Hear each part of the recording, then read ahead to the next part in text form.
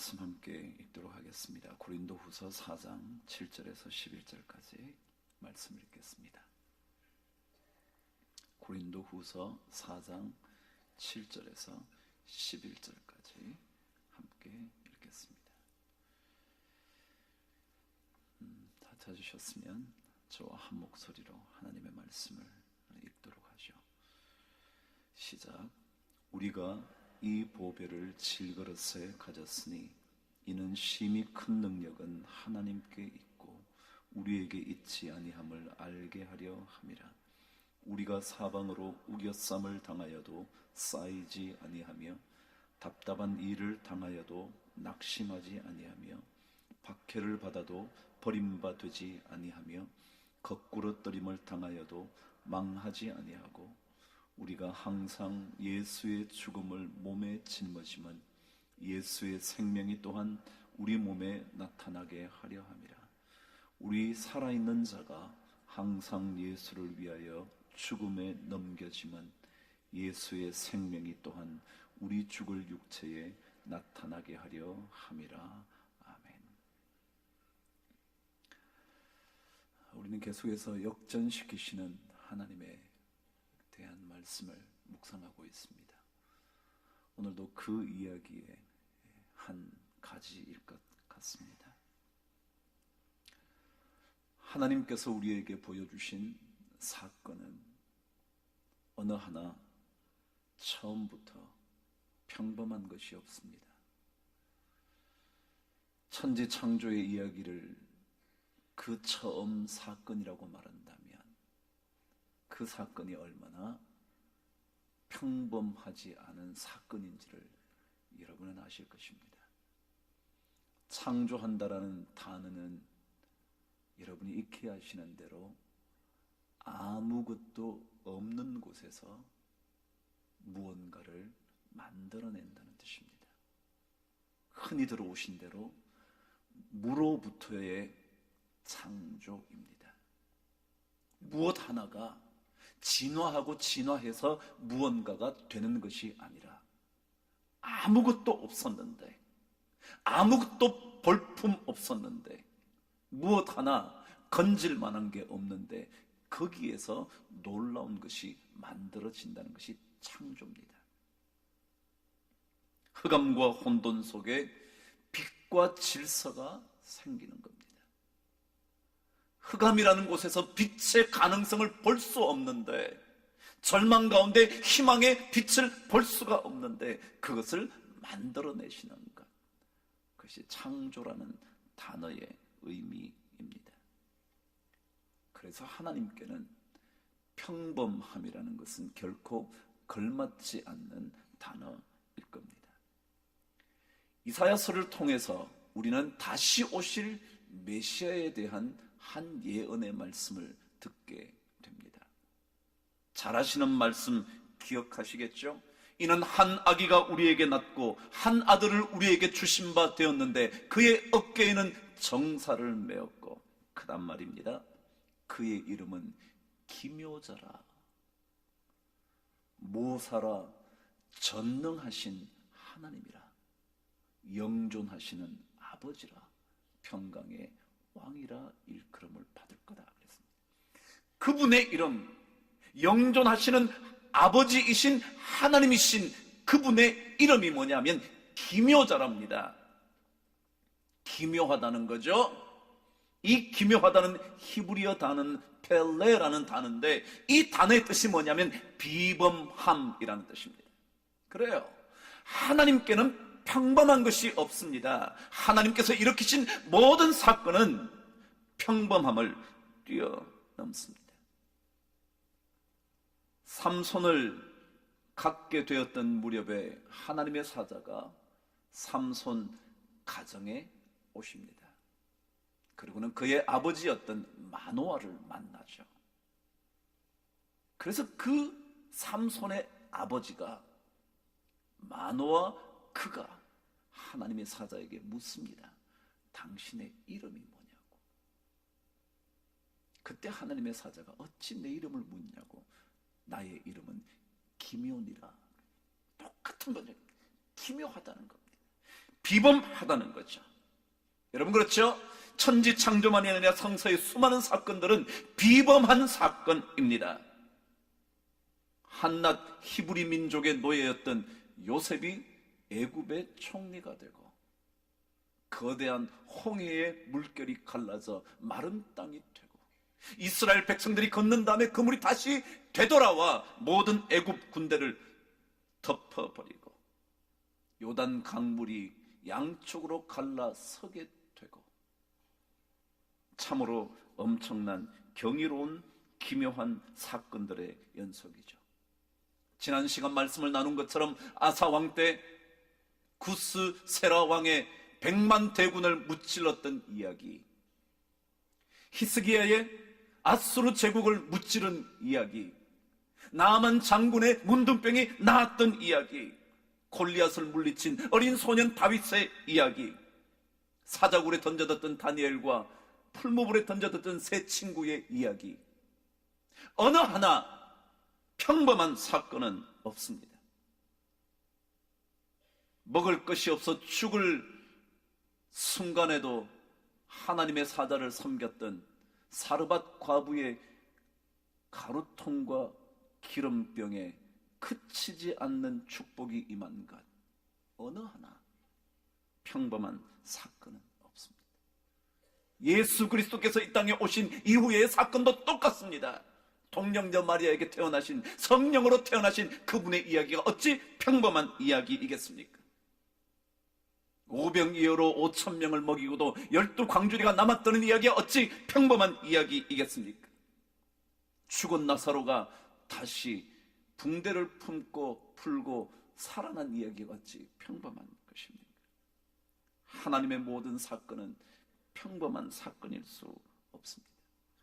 그래서 그 하나님을 믿고 있는 우리 모두도 평범한 삶의 주인공이 될 수는 없다는 겁니다. 이게 오늘 핵심입니다.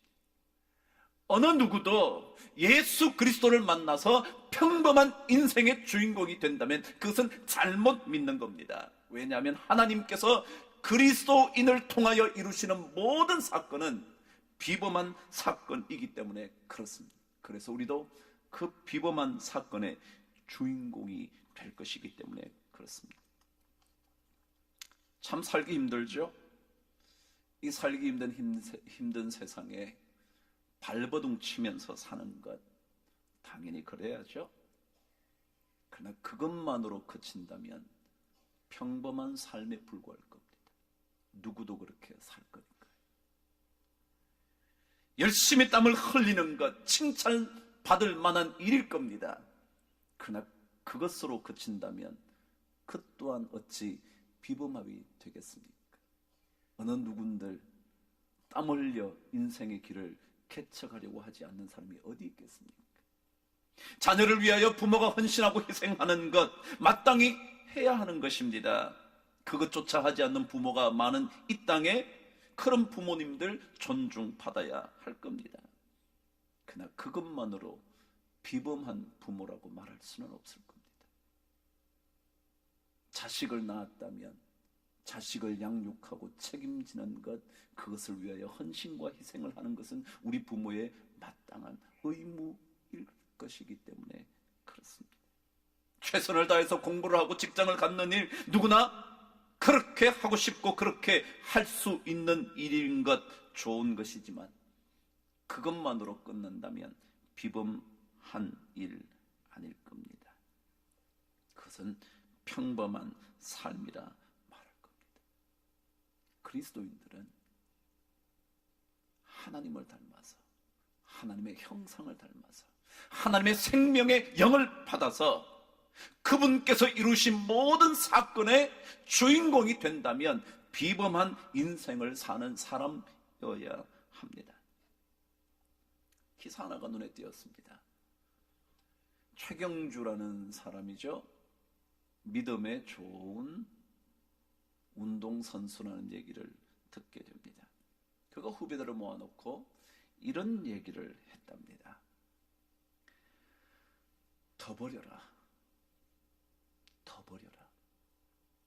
여기에 만일 아주 아주 멋진 사과가 있다고 하죠. 그런데 많은 사람들은 그것이 아까워서 먹지도 못하고 주지도 못하더라. 너무 좋아서. 사과 얘기겠습니까? 이 땅에 사는 동안 정말 멋진 것이 있어서 그걸 보는 순간 너무 좋으니까 먹어야 되는데 먹기도 아깝고, 안 먹으면 그럼 남 주면 되는데 주는 것도 아까워. 어쩔 줄 몰라 안 되는 거죠. 그러면서 그럴 때는 어느 정도만 과감하게 주고 나머지를 먹으면 그 나머지를 채우기 위하여 더욱더 노력하게 되는 법이다.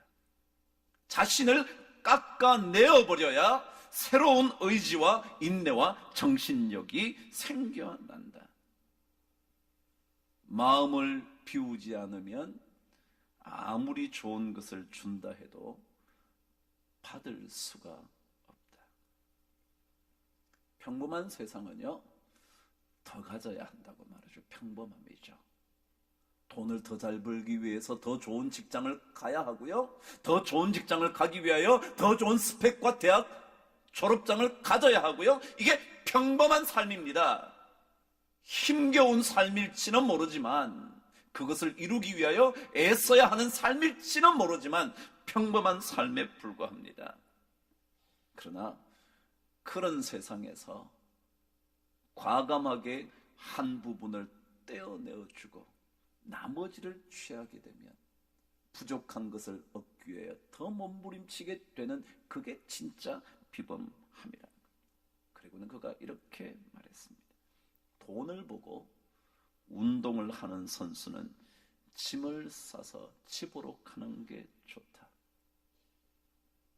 운동을 통해서 남을 돕겠다는 마음, 그래서 팬들의 마음속에 길이 기억되고 싶은 그런 마음을 가진 거대한 동기가 없이는 결코 위대한 선수가 될 수 없다. 평범한 선수는요, 프로라면 돈 벌어야죠.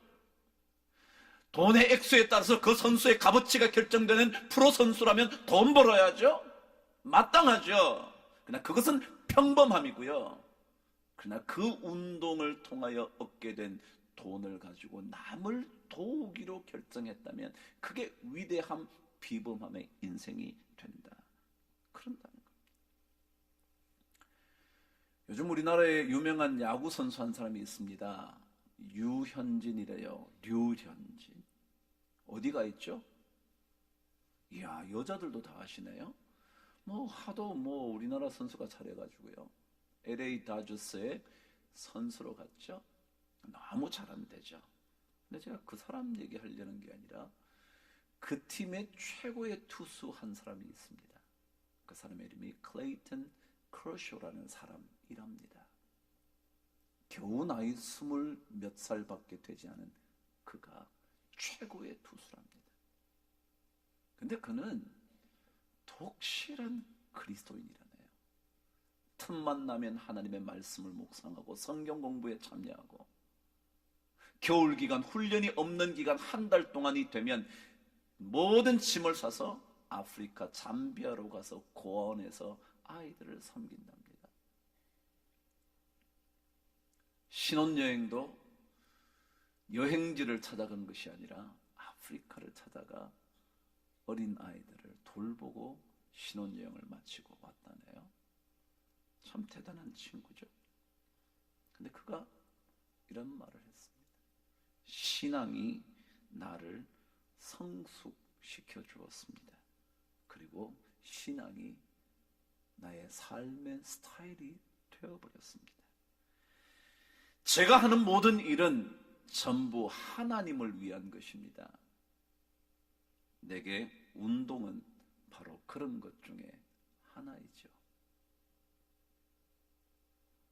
평범한 인생은요, 프로가 되어서 더 좋은 기록을 남겨서 더 좋은 대우를 받는 것, 그러니까 평범한 인생입니다. 좋은 기록을 남겨서 명예의 전당에 올라가는 일, 좋은 일이지만 그것은 평범함에 불과합니다. 그러나 자신의 시간을 내어서, 자신의 물질을 내어서, 그가 탈삼진 스트라이크 아웃을 잡을 때마다 100불씩 내어서 수만 불을 그 아이들을 위하여 끊임없이 도울 수 있다면 그것은 평범함을 지나가는 인생일 겁니다. 오늘 말씀은요, 서론이 길었지만 오늘 말씀은 평범함이 아니라 하나님의 비범함을 닮아가는 그리스도인들에 대하여 어떻게 기록하고 있는지 그 말씀 하나를 보시려고 합니다. 그걸 보고 나면 그런 사람에게 역전을 불러주시는 하나님의 역사가 어떠한 것인지를 우리가 보게 될 것이기 때문에 그 말씀을 먼저 묵상하게 될 겁니다. 10절 말씀 저와 함께 읽겠습니다. 시작. 우리가 항상 예수의 죽음을 몸에 짊어짐은 예수의 생명이 또한 우리 몸에 나타나게 하려 함이라. 하나님의 비범함의 사건 속에 내가 들어와 있기를 원하는 사람들의 중요한 특징 하나는 예수의 죽음을 자기 몸에 짊어지겠다는 결단을 한다는 겁니다. 예수의 죽음을 자기 몸에 지겠다. 예수의 죽음, 십자가의 죽음은 복음의 핵심입니다. 다시 말하면 그리스도인들이 비범한 인생의 주인공이 되려면 복음의 정신에 묶여 사는 겁니다. 복음의 정신. 예수 그리스도의 구원의 십자가의 죽음, 그거 붙들고 사는 거래요. 그런데 그 복음을 붙들고 사는 사람들은 예수의 죽음, 십자가의 고난을 몸에 짊어진다. 다시 말하면 복음을 붙잡고 고난의 삶을 살기로 결단한다라는 겁니다. 이게 비범함입니다. 뭐요? 사람들은 전부 다 살려고 몸부림치죠. 살려고 하는 이유가 더 행복한 인생, 더 평안한 인생을 더 잘 살아보기 위해서 이를 악물고 살아가려고 하는데 우리는 예수의 죽음의 십자가의 고난이 죽음보다 더 힘들 때 그것을 내가 짊어지겠다고 말한다는 겁니다. 참 낯선 이야기입니다.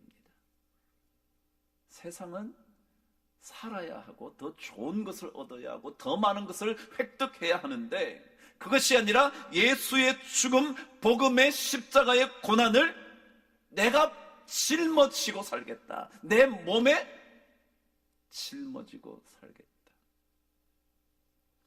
사도 바울이 그런 고백한 적 있는 거 기억하시나요?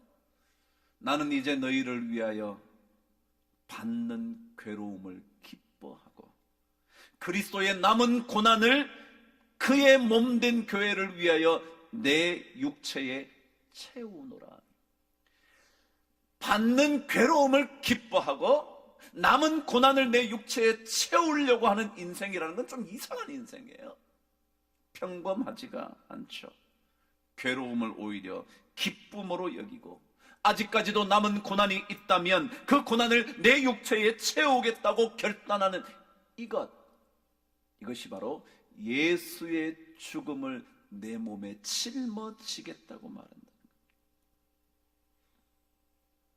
그렇습니다. 그리스도를 만나면 하나님의 말씀을 진짜 자신의 것으로 받아들이게 되면 삶이 자꾸 비범해집니다. 평범한 삶의 주인공이 아니라 안일한 삶의 주인공이 아니라 점점 더 비범한 삶의 순간으로 자꾸만 들어가게 됩니다. 고난이 다가오면 두렵기는 하지만 그러나 고난에 맞서 싸울 그 고난을 짊어질 능력과 용기를 오히려 하나님께 기도하는 겁니다. 여러분이나 저에게 다가온 고난이 지긋지긋하지 않습니까? 저도 생각만 해도 그 생각에서 떠나버리고 싶을 그 정도이지 않습니까?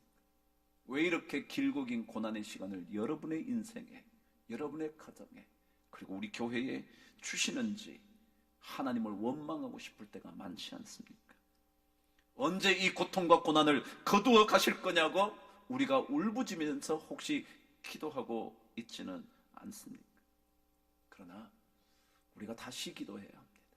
그것은 바로 하나님은 평범한 인생을 원하시는 것이 아니라 비범한 인생을 살아가기를 원하신다는 사실을 깨닫고 그분께 고난을 짊어질 수 있는 힘과 능력과 용기와 믿음을 달라고 오히려 우리는 울부짖는 기도를 해야 할 겁니다.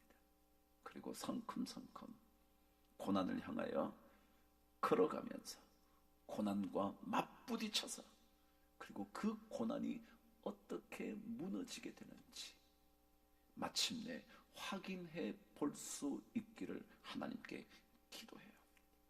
왜냐하면 하나님은 우리의 삶이 평범한 삶이 되기를 원하지 않으시기 때문에 그렇습니다. 그렇다면 고난을 짊어지면 도대체 어떻게 되길래 주님은 이 비범한 삶으로 우리를 이끌어 가시려고 하는가? 예수의 죽음을 자꾸만 짊어지라고 하시는 걸까? 오늘 저와 함께 다시 한번 11절 말씀을 읽겠습니다. 10절 11절 읽겠습니다.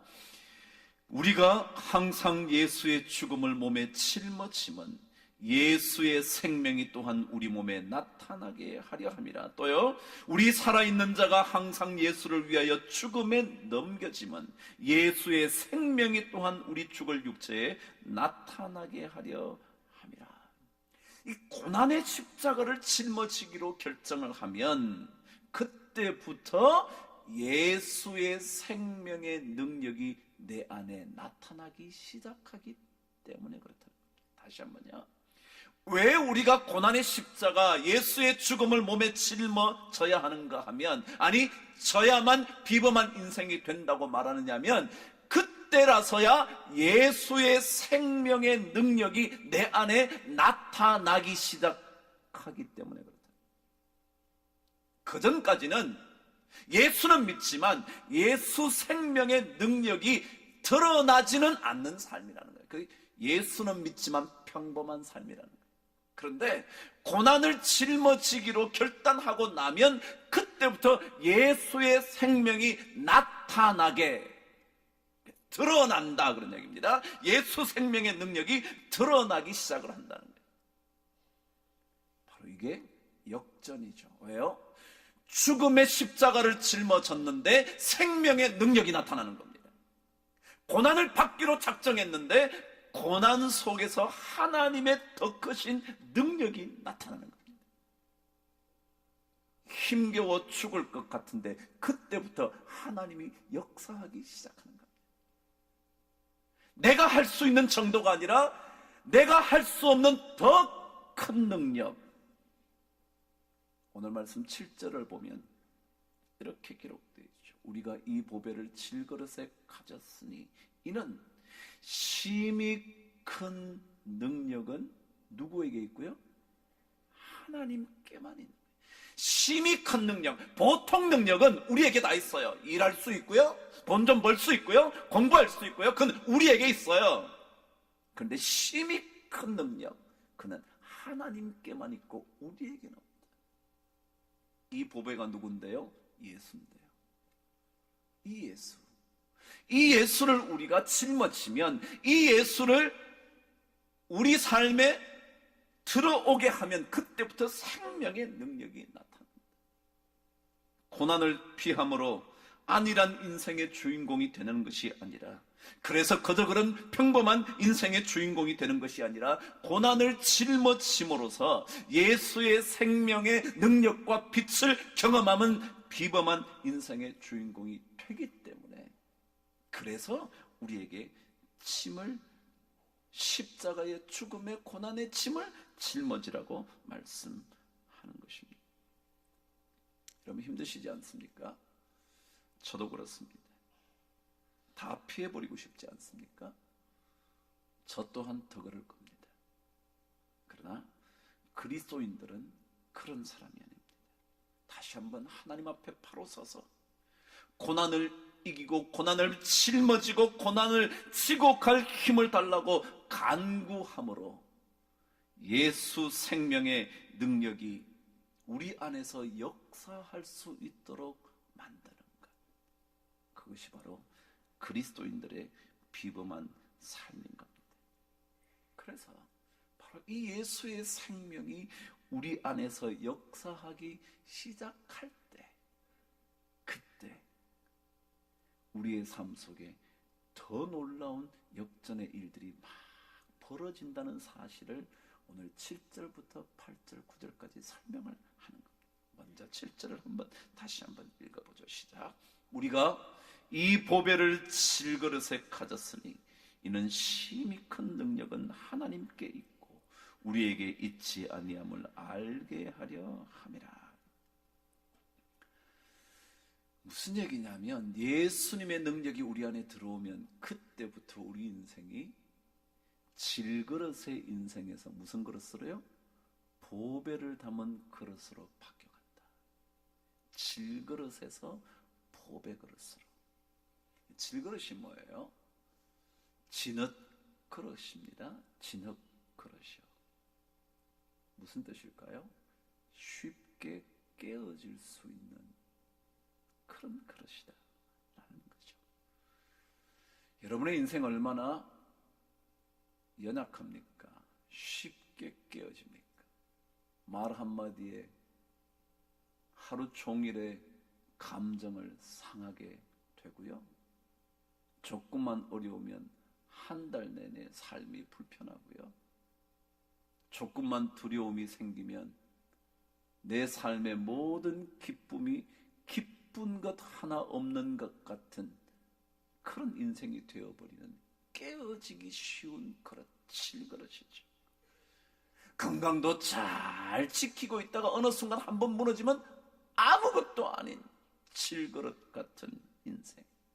명예로운 인생을 사는 것 같다가도 한번 무너지면 수치스러움이 지속되는 그런 인생. 그래서 언제든지 버림받을 수 있는 그런 인생. 그게 질그릇 인생이잖아요. 우리 인생.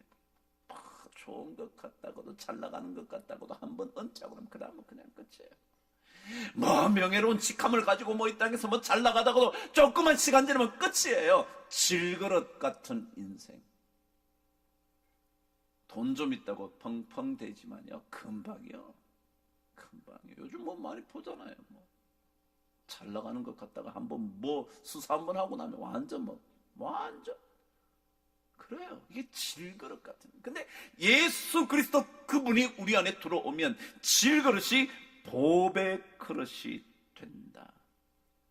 보배가 뭐냐 하면요, 다른 것들은 다 포기해도 그것은 포기하지 못하는 거, 그거 보배라 그럽니다. 예를 들자면 말이죠, 불나면 말이죠, 다른 것들은 다 놓고 가는데요, 보배는 들고 가는 거예요. 그건 절대 포기할 수 없고요, 절대 버릴 수 없는 값진 거라는 거예요.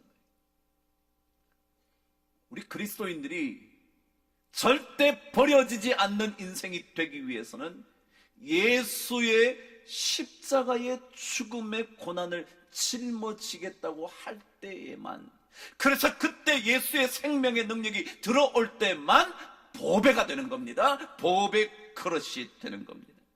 그래서 아무리 어려운 상황에도 이것만은 놓칠 수 없는, 다시 한번요, the one thing, 이것만은 놓칠 수 없는 그게 보배입니다. 다른 건 다 놓쳐도 예수 그리스도 그분만은 놓칠 수 없다고 할 때 그 안에 능력이 나타나요. 그걸 가리켜 이는 심히 큰 능력은 하나님께 우리에게 있지 아니함을 알게 해주려고. 보통 능력은 다 여러분에게나 저에게나 있어요. 배울 만큼 배웠고요, 살 만큼 살았고요, 경험할 거면 경험했고요, 돈 있을 만큼 좀 있고요, 그냥 그저 그렇게 살다가 갈 수 있고요. 그런데 그 정도 아닌 심히 큰 능력은 예수 그리스도 그분밖에 없으니까 그분이 우리 안에 들어와야 되는데, 그분이 들어오면 그때 우리는 보배 그릇이 되는 거죠. 쉽게 깨어져 버려질 수밖에 없는 질그릇의 인생이 절대로 버릴 수 없는, 포기할 수 없는 그런 인생이 되는 거죠. 그걸 가리켜 설명을 이렇게 했죠. 8절, 9절 저와 함께 읽겠습니다. 시작.